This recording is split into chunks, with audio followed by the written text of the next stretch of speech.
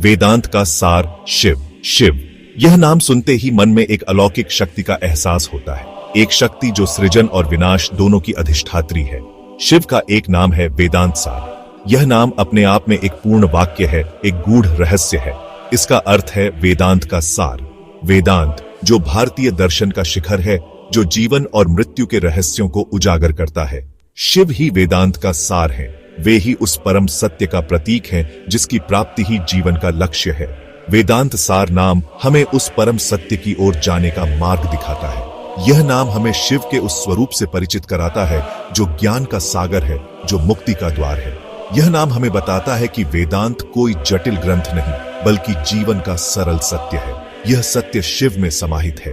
वेदांत सार नाम हमें उस सरल सत्य को पहचानने और उसे जीने की प्रेरणा देता है। वेदों में शिव रहस्य का सागर। वेद भारतीय संस्कृति की नींव है। ये ग्रंथ हमें जीवन जीने का सही तरीका बताते हैं। इन वेदों में शिव का वर्णन अनेक रूपों में मिलता है। कहीं वे रुद्र रूप में प्रलयंकारी हैं, तो कहीं शंकर रूप में कल्याणकारी। वेदों में शिव को प्रकृति का अधिपति बताया गया है। वे ही सृजन, पालन और संहार के कारक हैं। वे ही जल हैं, अग्नि हैं, वायु हैं और पृथ्वी हैं।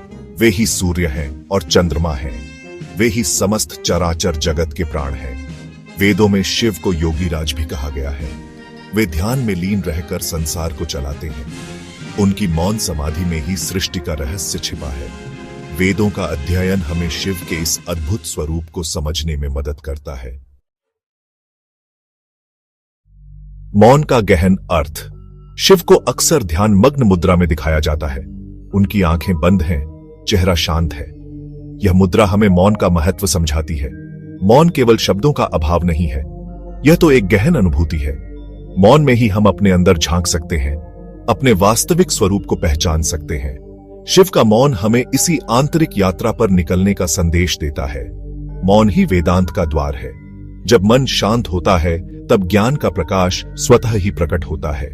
शिव की मौन मुद्रा हमें इसी ज्ञान की प्राप्ति की ओर ले जाती है। आदि गुरु, ज्ञान का स्रोत।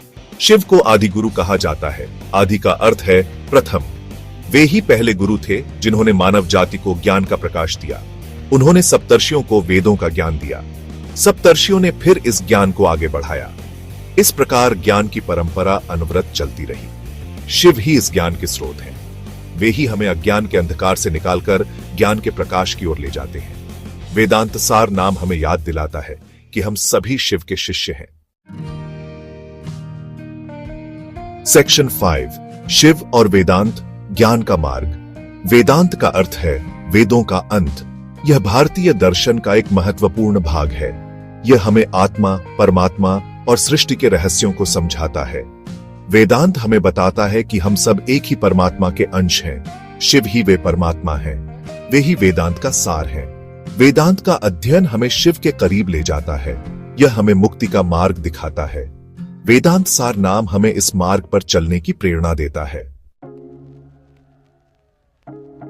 आज का जीवन बहुत तेज गति से भाग रहा है।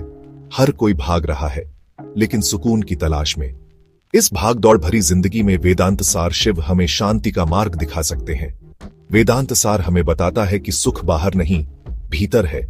यह हमें अपने अंदर झांकने की प्रेरणा देता है। यह हमें बताता है कि हर परिस्थिति में शांत कैसे रहे। यह हमें सिखाता है कि कैसे जीवन के उतार चढ़ाव में भी संतुलित रहे।